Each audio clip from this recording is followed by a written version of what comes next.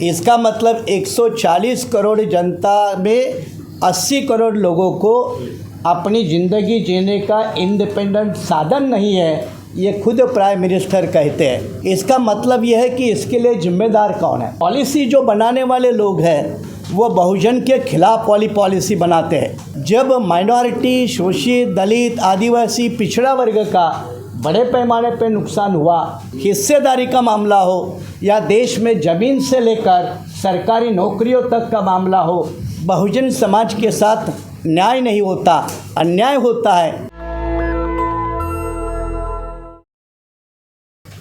आप अच्छी तरह से जानते हैं कि 2 साल पहले आज़ादी के 77 ईयर्स पूरे हो गए और ये साल में भारत का 75वां साल संविधान का शुरू है।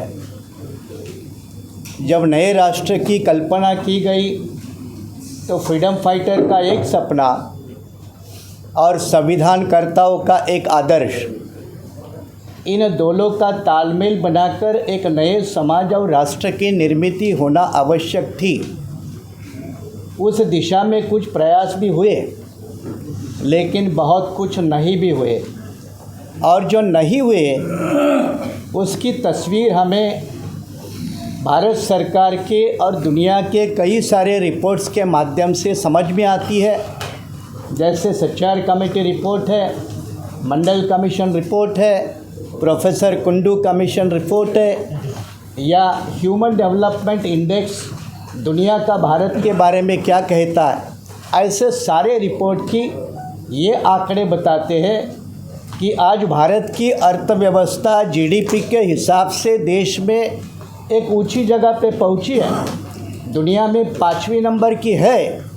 इसके बावजूद इस भारत में 140 करोड़ जनता में से 80 करोड़ लोगों को देश के प्राइम मिनिस्टर प्राउडली कहते हैं कि हमें फ्री अनाज बांटना पड़ता है। इसका मतलब 140 करोड़ जनता में 80 करोड़ लोगों को अपनी ज़िंदगी जीने का इंडिपेंडेंट साधन नहीं है, ये खुद प्राइम मिनिस्टर कहते हैं। इसका मतलब यह है कि इसके लिए जिम्मेदार कौन है, और जिम्मेदार जब कौन है, अकाउंटेबिलिटी जब हम फिक्स करते हैं तो अकाउंटेबिलिटी जिन्होंने भी आज तक देश में शासन किया, केंद्र सरकार चलाई, चाहे वो किसी भी पार्टी के हो, वो सारे जिम्मेदार हैं। चाहे वो कांग्रेस पार्टी की तरफ से हो, चाहे वो बीजेपी पार्टी की तरफ से हो या और किसी दल की तरफ से हो, इनका ये फेल्यूर है, इनका ये नॉन परफॉर्मेंस है। और ये नॉन परफॉर्मेंस के कारण इसका जो ज़्यादा नुकसान जो हुआ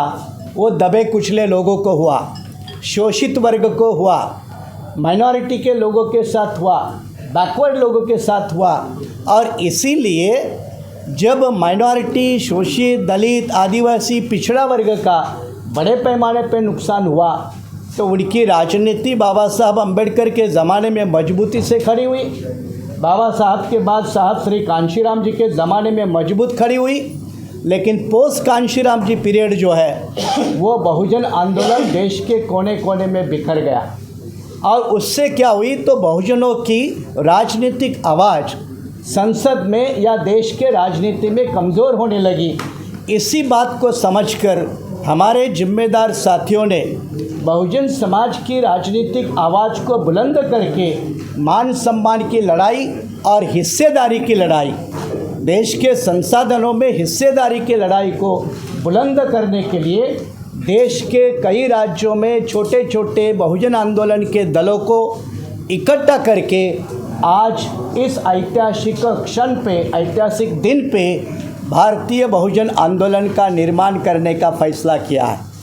और ये इसकी पार्श्वभूमि आप जब देखते हैं तो एक बात के ऊपर और गौर करना होगा कि देश के जो भी नीतिकार है, पॉलिसी मेकर है, सरकारें एमपी एमएलए से होती है, लेकिन पॉलिसी जो बनाने वाले लोग हैं वो बहुजन के खिलाफ वाली पॉलिसी बनाते हैं। चाहे वो मामला रिजर्वेशन इन प्रमोशन का हो, रिक्रूटमेंट का मामला हो, हिस्सेदारी का मामला हो, या देश में ज़मीन से लेकर सरकारी नौकरियों तक का मामला हो, बहुजन समाज के साथ न्याय नहीं होता, अन्याय होता है।